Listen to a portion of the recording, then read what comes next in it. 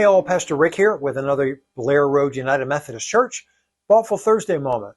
Thanks for joining us today. Now, last Sunday was Pentecost, and that's the day we celebrate the birth of the modern day church, and we remember the gift of the Holy Spirit given to Jesus' disciples. And we noted that what happened on that first Pentecost was a miraculous unifying event, bringing together a diverse group of people in unity. And Pentecost is a day that many people don't understand or know the significance of, because a lot of us have trouble understanding the Holy Spirit. For some reason, we don't talk much about the Holy Spirit in church or in our faith lives. Sorry, Holy Spirit. We just have trouble understanding you at times. Now, if you think describing the Holy Spirit or trying to wrap your head around the Pentecost event is difficult, then let's talk about the Trinity for a little bit. See, Christians believe that God is one, but also three.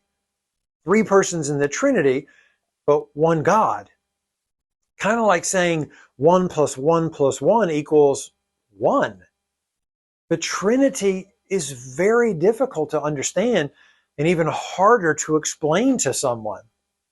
Now, there are analogies people use to try to explain the Trinity, saying things like, the Trinity is like how water can be found in three forms: liquid, ice, and vapor.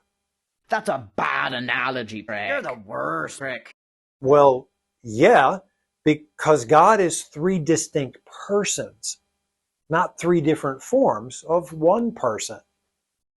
Another analogy people use: the Trinity is like the sun, where you have the star, the light, and the heat. That's a bad analogy, Rick. You're the worst, Rick. I know, because the light and the heat aren't the star, they're creations of the star, and that means the three aren't equal like the three persons of the Trinity are.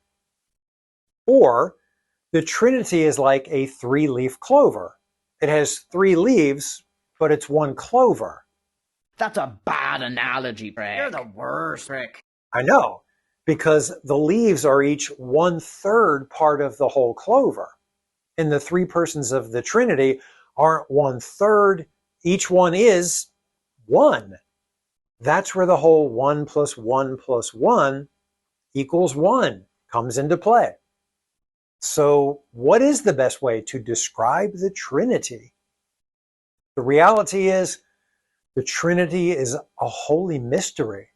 And sometimes we just need to have to sit with the mystery of God and be okay with not having an absolute or definite answer.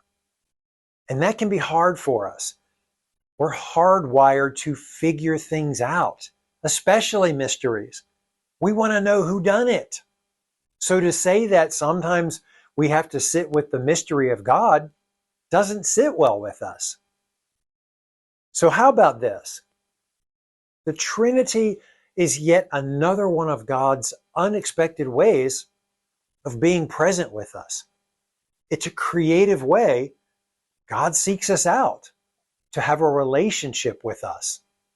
And the Trinity reveals the depths of God's commitment to us, love for us. And that can seem unexplainable. At times, it seems like we need to have a special ability to be able to understand the fullness of God. It's like we need to have a sixth sense that taps directly into the holy.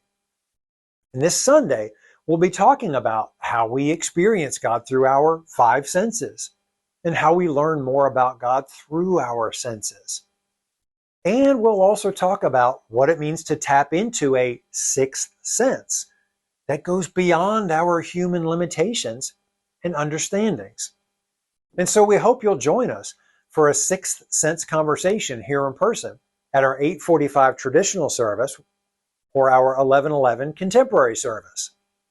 Now, if you can't be here in person, you can join us via live stream on our Facebook page or YouTube channel. So thanks again for joining us, and we hope to see you next time for another thoughtful Thursday moment.